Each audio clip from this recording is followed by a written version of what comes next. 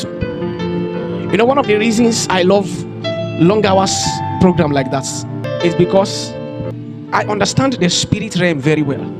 And one thing about long hours program is that if you are really, really intentional, like if you are truly intentional, there's no way. You know, when they say some people come for program and they go back the same, it is not the same for a long hour program, except you now you have decided. You know, you may come for maybe 2 hours program, you may come intentional and still go back the same. But if it is a long hour program, there's no way you can come intentional and go back the same. Why? Because you must touch something.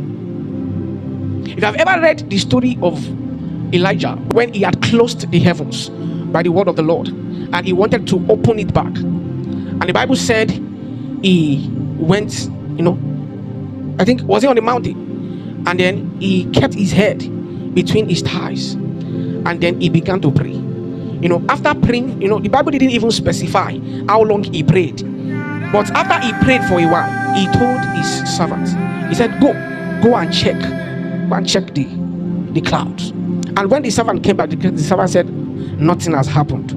So he went back and pressed again, and he sent the guy the second time, and the guy came back and said, nothing has happened. Then he continued.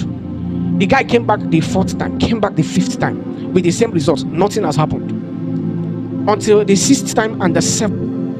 And when it was the 7th time, the guy came back and said, sir, I saw something like a cloud. It was like the finger of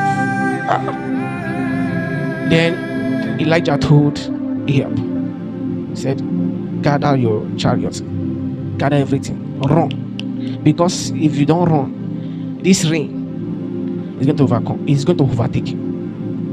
He actually made a statement. That statement was something like, I think this is the sound of abundance, or a sign of abundance, or something like that. Abundance of rain. That small finger that appeared in the sky, and it was because he was pushing.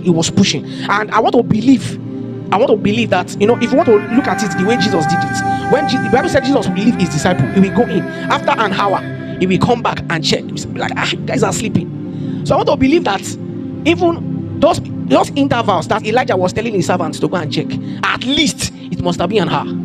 At least at all, it must have been an hour. So a rough calculation like that would be 7 hours of prayer to open something that has shut down. Are you following what I'm saying now? So stretch prayers like this are always opportunities. Even me myself, don't think I'm the organizer of this program. No, I'm the organizer because I'm one of the recipients. Yes, it's always an opportunity for me also to also refresh. It's an opportunity for me to refresh, and so that is why I don't come here and pose as if I'm the one that organized the program. I don't even care, and I don't care at all. Why do I press like that in prayer? Because I've seen what it can do. I've seen my life move from one point to another, one after the other, by the agency of prayer and persistent prayer.